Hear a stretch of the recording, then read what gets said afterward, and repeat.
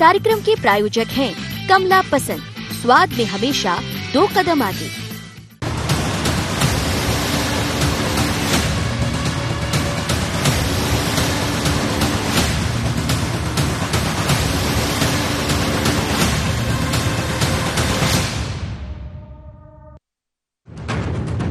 मध्य प्रदेश के सियासी संग्राम के नतीजे आने में अब कुछ समय शेष है।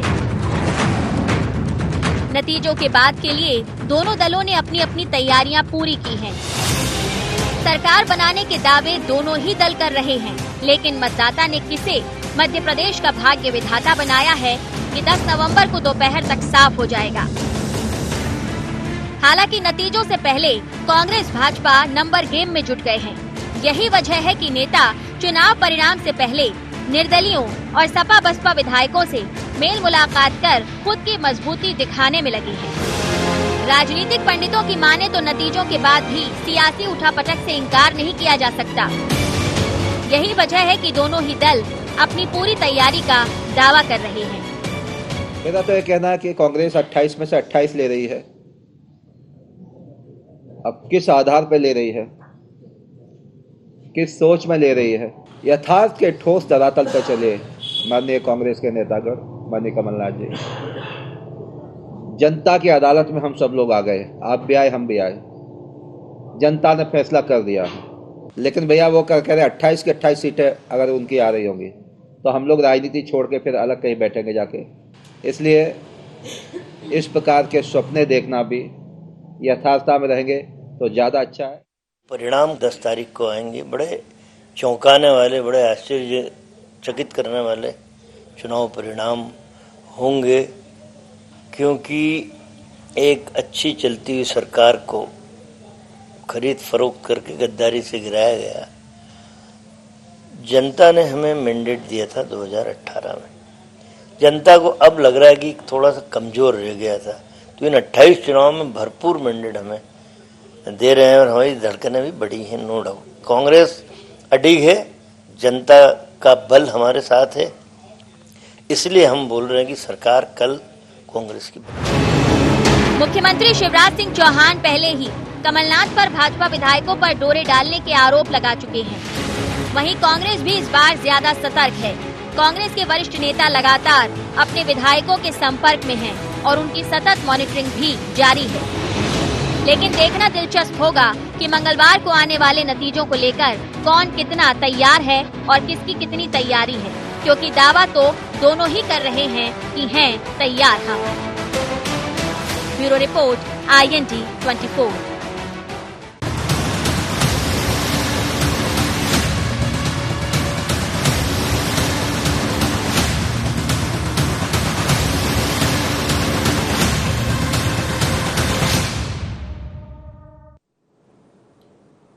IND एजेंडा में आपका स्वागत है। मैं हूं मनोज सैनी और आज का एजेंडा है तैयार। तैयार दोनों पार्टियां हैं, इस पर जिक्र करेंगे, लेकिन पहले देख लेते हैं कुछ खास बिंदु। क्या कहते हैं नतीजों से पहले जीत के दावे? क्या है कांग्रेस भाजपा का नंबर गेम का गणित? निर्दलियों और सपा बसपा विधायकों से मुलाकात क्या कहती है?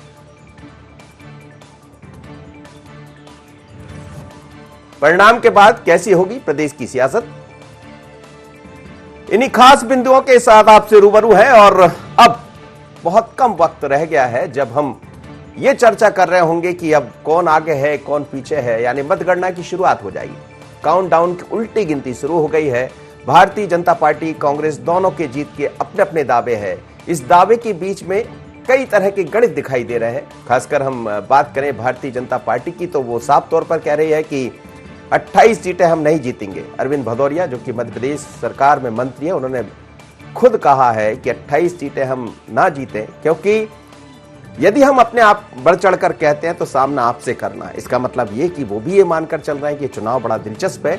उन्होंने संख्या भी बताई 18, 20, 22, लेकिन कांग्रेस उत्साह से लवरेज है और सज्जन वर्मा कह रहे हैं नहीं 28 ही सीटें हम जीतेंगे। लेकिन चुनाव है और चुनाव में कोई एक पार्टी पूरी सीट जीत जाए तो ये भी कुछ ठीक नहीं। लेकिन बड़ा दिलचस्प चुनाव है और चुनाव संपन्न हो चुका है। मतगणना की तरफ हम आगे बढ़ रहे हैं।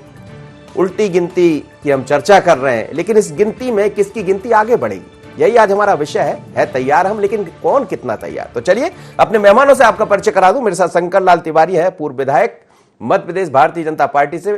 तिवारी साहब आपका बहुत स्वागत है। डॉक्टर अमीनुल खान सूरी है मेरे साथ स्टूडियो में मौजूद है, आपका भी बहुत स्वागत है। और सुरेश शर्मा जी वरिष्ठ पत्रकार, सर आपका भी बहुत स्वागत है। सबसे पहले तिवारी साहब क्या कहेंगे, अब तो बिल्कुल कुछ वक्त शेष रह गया है, लेकिन तैयार वो कह रहे हैं कांग्रेस हम भी है और तैयार आप भी है, लेकिन ये तैयारी जाएगी कहां? मेरा कह रही है माननीय मनोज जी, जी इस बीच में हम दोनों कुछ भी कहते रहे, आप कह दीजिए कुछ, वही सही होगा, वही सच्चा होगा। और इसलिए आप हम लोगों से पूछ रहे हैं तो हम तो इतने ही कह रहे हैं, अरविंद जी का बयान भी और बहुत साफ सटीक आया है कि ये हवा में लक्ष्य चलाने से कुछ नहीं होता। जिस तरह से कांग्रेस के मित्रों ने उपचुनाव को गंभीरता से ले करके, और कमलनाथ जी जैसे व्यक्ति कभी बोल रहे हैं वल्लभ भवन में बैठेंगे, कभी बोल रहे हैं 15 अगस्त को झंडा फहराएंगे, कभी बोल रहे हैं 26 जनवरी को अब फहराएंगे। अभी अभी आदरणीय मेरे मित्र है कांग्रेस के वर्मा जी, सज्जन सिंह जी, वो कह रहे थे कल तो हमारी सरकार बनने वाली है। कांग्रेस का हर प्रवक्ता, हर कार्यकर्ता 28, अरे भैया अपनी पार्टी के प्रति स्नेह सबको है, सबको करना चाहिए, पर धपोर संघ बनने की भी कोई सीमा होती है। हवा में लट चलाने का वही कोई अस्तर, और वो भी जब कल रिजल्ट खुलना है, बोले नाई रे मेरे सिर में बाल किट्टे, बोले साहब अभी मैं अस्तूरा चला रहा हूँ, नीचे आ जाएगी गिन लेना। अब मैं जो गिनती करूँ कि आपके ऊपर अस्तूरा चलाओ, और इसलिए गिनती की बात मैं नहीं करूंगा आदरणीय मनोज जी। मैं तो इतने निवेदन करूंगा जी कि अब वोट पड़ चुके हैं, आप लोगों ने जो आंकलन किया होगा, मैं उस आंकलन को सलाम करने वाले लोगों में से हूँ। पर भारतीय जनता पार्टी का जो संगठनात्मक काम था, जिस तरह से कार्यकर्ताओं ने और वरिष्ठ नेताओं ने सभी ने प्राणपण से वहां काम किया, और शिवराज जी के प्रति, नरेंद्र मोदी जी के प्रति, भारतीय जनता पार्टी के प्रति जो पिछले कार्यकाल में काम हुए, और पिछले 6 महीने में शिवराज सिंह जी के नेतृत्व में जो काम हुए, कन्यादान बहाल हो गया जो है, तो किसानों को 0%। चलिए हम लौटेंगे, वो तो समझ आ रहा है कि किन मुद्दों पर चुनाव हुआ, क्योंकि चुनाव तो बाद में पता नहीं कहां जा रहा था, लेकिन अब चुनाव तो संपन्न हो गया। भाजपा जी जी बिल्कुल। अमीनुल खान क्या कहेंगे आप? शंकरलाल तिवारी जी रहने वाली है जी, हवा में लट चलाने से कांग्रेस के मित्रों को कुछ नहीं मिल रहा। नहीं, आपने एक बड़ी अच्छी कहावत भी कह दी, तेरे सर में कितने बाल, तो हमें लगता है वो मतदाताओं ने गिन दिए हैं और वो डाल भी दिए ईवीएम में, तो अब इंतजार कीजिए। जी अमीनुल क्या कहेंगे आप, कितनी तैयारियां, क्योंकि एक बात और निकलकर सामने आ रही थी, सज्जन वर्मा अपने बयान में ये भी कह रहे थे कि हमने तैयारी भी कर रखी है, हर तरह की सरकार हम बना रहे, 28 सीटें लेकर आ रहे। हालांकि हर खिलाड़ी का ये भावना होना चाहिए कि पूरी सीट हम जीतेंगे, सारे विकेट हम गिरा देंगे, लेकिन क्या ये संभव है? देखिए मनोज जी, जिस दिन मार्च में कमलनाथ जी की सरकार को गिराया गया, कैसे गिराया गया सबके सामने था। उसी दिन कमलनाथ जी ने मन बना लिया था, उनको मालूम था कि जनता के बीच में जो 15 माह का उन्होंने कार्य किया है और जिस तरह से सरकार को गिराया गया है, तो जनता का जब भी विधानसभा के उपचुनाव होंगे, जनादेश कांग्रेस पार्टी को मिलेगा। और कमलनाथ जी और कांग्रेस पार्टी, शुरू से हमें विश्वास था, फिर हम चुनाव में उतरे, ये विश्वास हमारा प्रबलता में बढ़ता गया, और आज जब परिणाम आने वाले हम कायम है, हमें पूरा विश्वास है कि हम 28 सीटें जीतेंगे। भारतीय जनता पार्टी शुरुआत में 28 पे थी, फिर आज परिणाम आने के 12 घंटे जब शेष हैं, तब 18, 20, 22 पे आ गई है। तो ये अपने आप में दर्शा रहा है कि भारतीय जनता पार्टी का कॉन्फिडेंस क्या है। राहुल लोधी जी की सदस्यता को लेना, उन्हें भारतीय जनता पार्टी में शामिल करना दर्शा रहा है। आरिफ मसूद जी पे कार्रवाई जो हुई, कंप्यूटर बाबा पे जो कार्रवाई हुई, तो ये दर्शा रही है कहाँ कॉन्फिडेंस है। और भारतीय जनता पार्टी के वरिष्ठ नेता शंकरलाल तिवारी जी, तो मैं उनको याद दिलाना चाहता हूं, 2018 में कांग्रेस ने तो बहुमत की बात की थी, पर भारतीय जनता पार्टी बोल रही थी अब की बार 200 पार, और वहां 100 के भी लाले पड़ गए थे, 107, 109 पे आए थे। और हमने बहुमत की बात की थी, हमें बहुमत मिलेगा, हम उससे थोड़ा कम रहे थे, 114 आए थे। लेकिन तो इतनी बड़ी बड़ी बातें कभी कांग्रेस पार्टी ने नहीं की है। हम धरातल को देख के बात कर रहे हैं, और अभी 12 घंटे से शेष है। मैं अभी भी कह रहा हूं, कल भी आपके बीच में हाजिर होऊंगा और मैं कह रहा हूं कि हम 28 सीटों पे चुनाव में हैं और 28 की 28 हम जीत के आएंगे, जनता का आशीर्वाद। लेकिन इस बीच में सज्जन वर्मा ये भी कह रहे थे कि हमने पूरी कानून की तैयारी, कानून बिद भी बिठाल रखे, कहीं कुछ गड़बड़ होगा तो हम वहां चले जाएंगे। और ईवीएम पर भी सवाल उठे हैं, तो क्या आपको भी कुछ शंका, जैसा आपने कहा कि पहले वो 28 कह रहे थे, बाद में कुछ कम हो गए, अब ये जो ईवीएम और ये जो जिन्न बाहर आ रहा है, तो क्या इसमें भी कोई शंका? ईवीएम का सवाल नहीं है। हमने सवाल उठाया शुरुआत से, जब से चुनाव की प्रणाली शुरू हुई, कि किस तरह प्रशासन के दम पे भारतीय जनता पार्टी चुनाव लड़ रही है।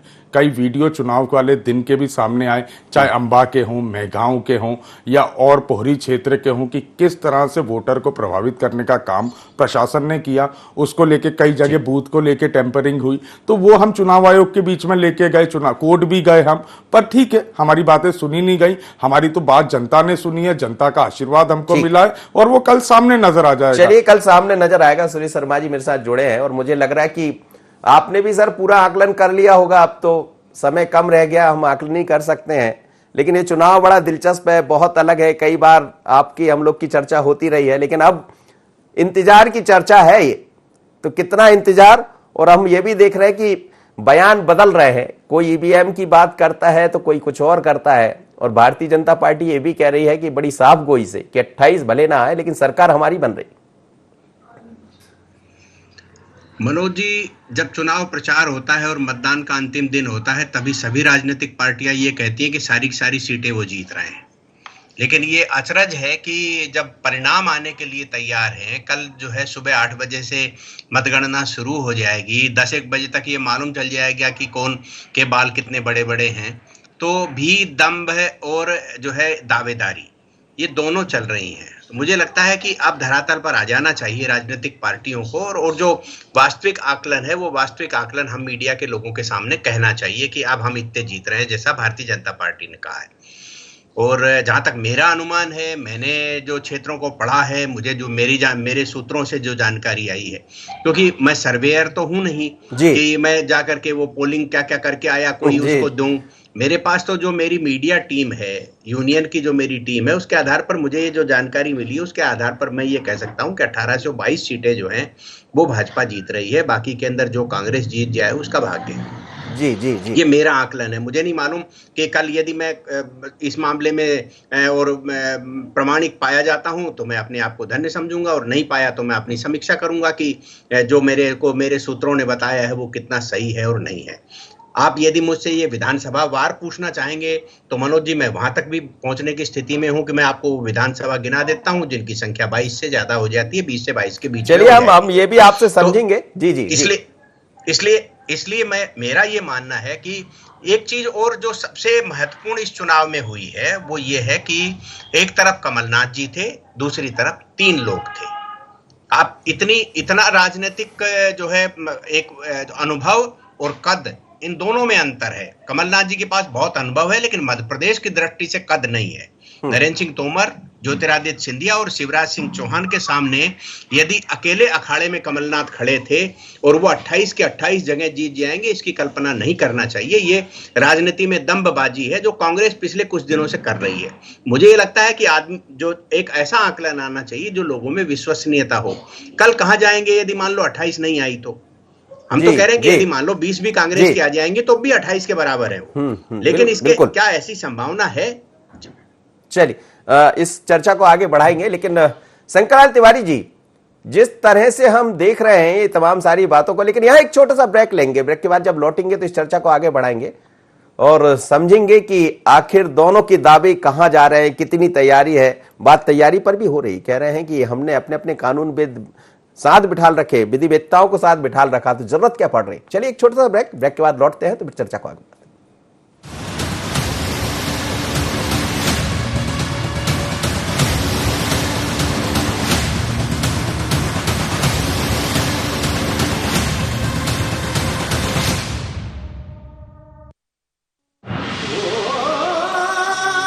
कोई खास है, कोई बात है,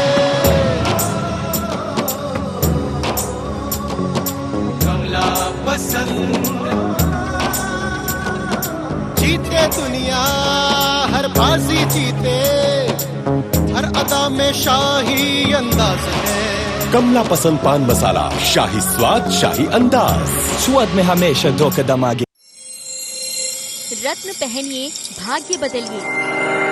पूर्णतः शुद्ध और उत्तम गुणवत्ता के रत्नों का प्रदेश में एकमात्र स्थान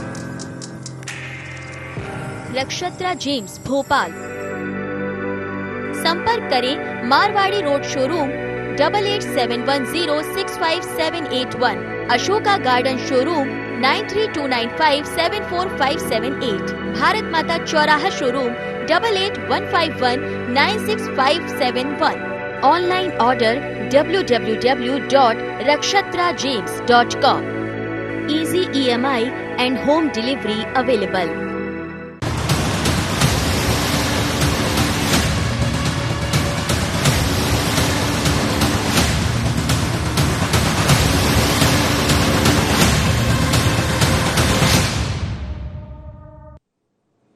है तैयार, हम इस पर चर्चा कर रहे हैं। मेरे साथ 3 मेहमान जुड़े हुए हैं। वापस चलूंगा शंकर लाल तिवारी जी के पास। तिवारी साहब, जैसा आप कह रहे थे कि गिनती में तो कुछ वक्त शेष है, आप बाल भी गिनवाने लगे थे कि कौन के कितने बाल होंगे, लेकिन सवाल यही है कि ये बार बार तैयारी की बात आ रही है। आज हम देख रहे थे भारतीय जनता पार्टी की तरफ से भी कहा गया कि विधिवेत्ता हमारे साथ है और कोई षड्यंत्र कांग्रेस कर सकती है। तो ये किस तरह की तैयारी, क्या इसमें कहीं कुछ नजर आता है? यही बात कांग्रेस भी कह रही है। देखिए,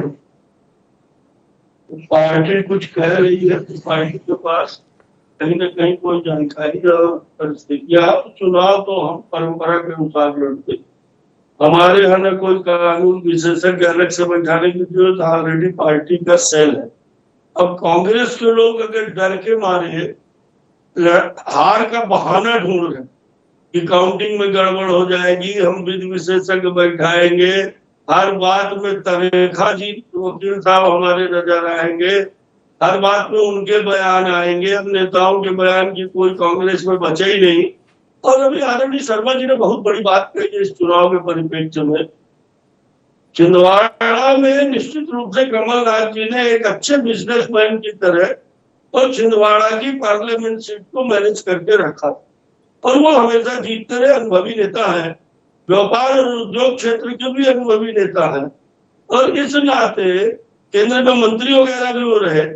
और जहां कद की बात है तहां शिवराज सिंह जी का जो व्यक्तित्व प्रदेश के अंदर आम आवाम के अंदर है और नरेंद्र सिंह जी तोमर का है, हमारे प्रदेश अध्यक्ष वीडी शर्मा के खुद का और उनका जो संगठन है, जिस ढंग से उनका संचालन है, दिन रात प्राण लगा करके काम करने की जो भावना है एक कार्यकर्ता की। तो 2018 में कोई कमी रह गई थी क्या? 2018 में कुछ कमी? जी, निश्चित रूप से पार्टी की ओर से तो कोई कमी नहीं रही, पर यह कहना उचित नहीं होगा कि कमी नहीं रही, कमी कुछ न कुछ रह गई थी, तब ना हम थोड़ी सा पीछे रह गए 4-6 सीट से।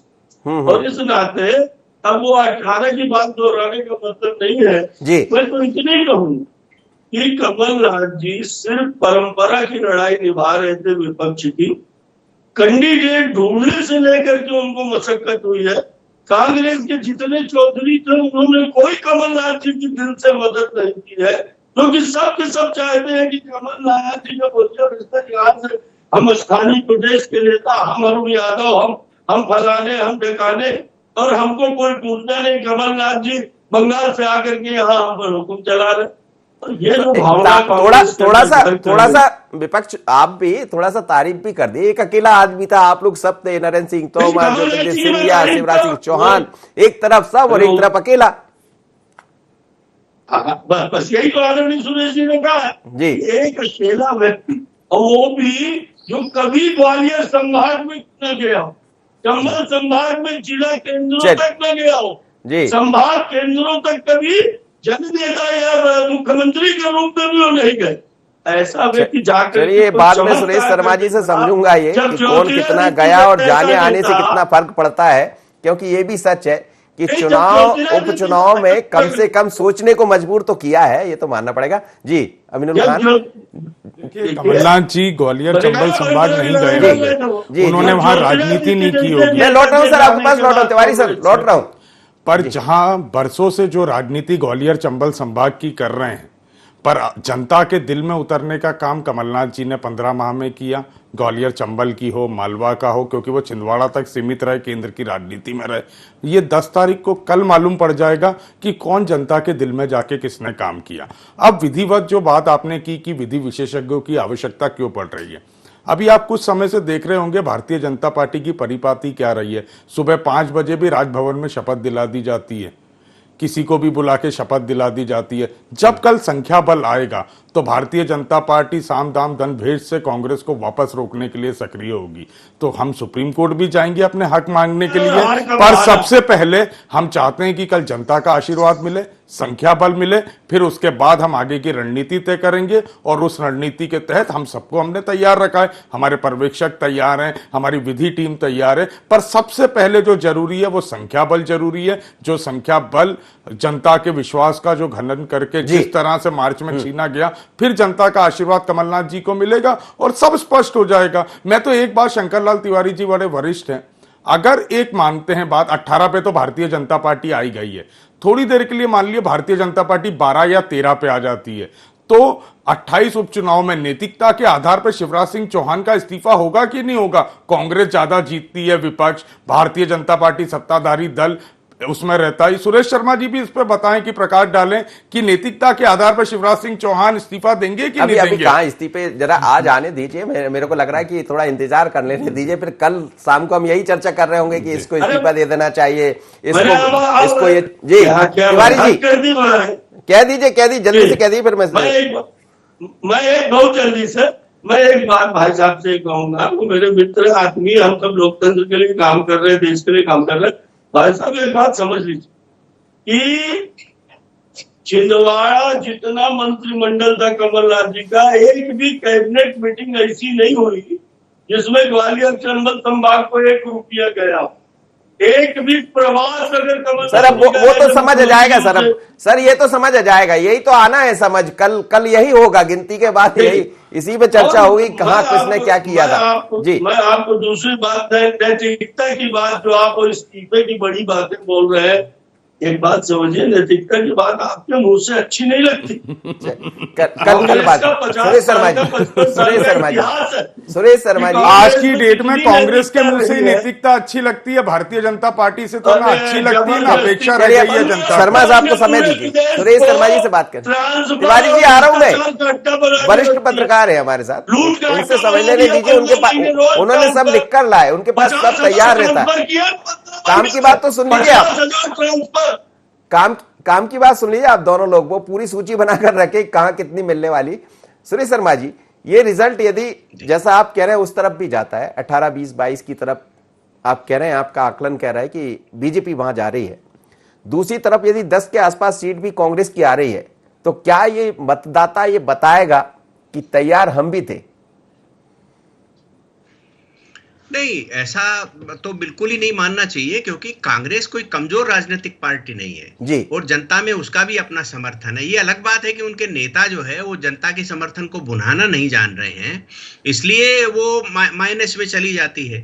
और जो भी नेता आता है वो अपने प्रभुत्व की बात करता है, कांग्रेस पार्टी के प्रभुत्व की बात नहीं करता। कमलनाथ जी जब आए तो उन्होंने सबको किनारे लगा दिया, और जबकि हमेशा ये मैंने जो मेरा अनुभव है और मैंने जो राजनीतिक नेताओं को देखा है, एक से एक दिग्गजों को मैंने देखा है। अर्जुन सिंह जी जब 1980 में मुख्यमंत्री थे तो मैंने उनके कार्यकाल को देखा है। उसके बाद में मैंने पटवा जी, वीरेंद्र कुमार शक्लेचा जी, इन सबको देखा है काम करते हुए। शक्ला जी का कार्यकाल को भी मैंने देखा है। मैंने सारी राजनीतिक जो कसरतें हैं मध्य प्रदेश की, उनको लगभग मैंने अपने नजदीक से देखा है। तो मुझे ये मालूम है कि कोई भी राजनेता आए वो हमेशा ये मान के चलता है और सार्वजनिक करता है कि 4-5 लोग मेरे अपने लोग हैं, या 4-5 लोग ऐसे हैं जो पार्टी की नैया को आगे बढ़ाएंगे। ना अर्जुन सिंह जी ना दिग्विजय सिंह जी के कार्यकाल के बाद जो है लोगों को उभरना चालू हुआ, और कमलनाथ जी ने तो सारे लोगों को एक साइड में लगा दिया। ये टिप्पणी तीखी हो सकती है, ये इसकी प्रतिक्रिया बुरी हो सकती है, लेकिन वास्तविकता ये है कि कमलनाथ जी ने राहुल भैया को साइड में कर दिया। वो चुनाव हार गए तो क्या हुआ, एक बड़े परिवार के आदमी है जिसका राजनीतिक वजूद है, उन्होंने अरुण सुभाष यादव जी के बेटे को साइड में कर दिया। उन्होंने दिग्विजय सिंह जी के बेटे को, और केवल बचाने के लिए दिग्विजय सिंह जी उनका पल्लू पकड़ करके घूम रहे हैं। बाकी लक्ष्मण सिंह जी को इन्होंने साइड में कर दिया, गोविंद सिंह को इन्होंने साइड में कर दिया। तो आप ये देखिए कि आखिर उनके पास पास राजनीतिक उत्तराधिकारी और राजनीतिक सहयोगी कौन है? तो इसलिए केवल कमलनाथ जी वहां चले गए, निश्चित रूप से वो सहानुभूति के पात्र है कि उनकी सरकार 1.5 साल में ही गिर गई और उसके आड़ में जो है एक खुददार एरिया जो है वो उनका समर्थन कर जाए 5, 7, 10 सीटों का, तो मुझे लगता है कि कुछ उनको लाभ हो सकता है। वरना राजनीतिक रूप से देखिए, एक मैं मनोज जी बहुत सामान्य पॉलिटिकल एनालिसिस कर रहा हूं जिसमें एक लाइन में कहना चाहता हूं, मतदाता के दिमाग में सदैव ये बात रहती है कि मतदान के बाद की स्थिति में वो कहां खड़ा होगा। यदि आज भारतीय जनता पार्टी के नेताओं को छोड़ करके कोई भी ग्वालियर चंबल अंचल का नेता यदि मतदान कर रहा है या मतदाता मतदान कर रहा है, तो वो किस नेता के पास जाके खड़ा होगा? क्या वो छिंदवाड़ा कमलनाथ जी को ढूंढने जाएगा? कहां जाएगा? क्या राघवगढ़ दिग्विजय सिंह जी को ढूंढने जाएगा? भाई पहले वो ग्वालियर में महाराज के पास चला जाता था, भारतीय जनता पार्टी को वोट देने वाला नरेंद्र सिंह तोमर के पास चला जाता था, प्रभात झा के पास चला जाता था। आज ये किसके पास जाएगा मतदाता? क्योंकि काम तो आफ्टर ऑल उन्हीं से कराना है ना, बड़े नेताओं से। तो कमलनाथ जी को कोई ढूंढेगा नहीं। हर मतदाता इतना समझदार हो गया है कि जो कैंडिडेट जीत करके जाएगा वो सरकार के माध्यम से या पावर के माध्यम से मेरा काम करा देगा। क्या मुझे लगता है ये बहुत माइनस चलिए आप मुझे लग रहा है आप बहुत कुछ कह गए इस बात के जरिए, आपने बहुत कुछ कह दिया है, लेकिन क्या होगा और कौन कितना तैयार था, किसने कितनी तैयारी की थी, किसका क्या मुद्दा था, क्योंकि मुद्दे पर तो बात हुई नहीं, चुनाव में विकास पर बात हुई नहीं, देखते देखते चुनाव दूसरी दिशा में चला गया था। लेकिन उम्मीद दोनों दलों की है, होना भी चाहिए। आप तीनों मेहमानों को बहुत धन्यवाद, आप मेरे साथ जुड़े। पर यह सच है कि अब वक्त बहुत कम है, इंतजार है, सभी को इंतजार है, हमें भी इंतजार है। लेकिन यदि खबरों को आपको देखना है एजेंडा के जरिए, अलग अलग कार्यक्रम के जरिए, तो आप IND24 पर बने रहिएगा, क्योंकि हम सुबह फिर आ रहे हैं आपके पास बड़ी खबर लेकर, सबसे पहले आंकड़े लेकर, गिनती लेकर कि कौन कहां और किस प्रत्याशी ने क्या कहा और क्या हुआ। तो सिर्फ IND24 सच की आवाज। मुझे दीजिए इजाजत, बने रहिए IND24।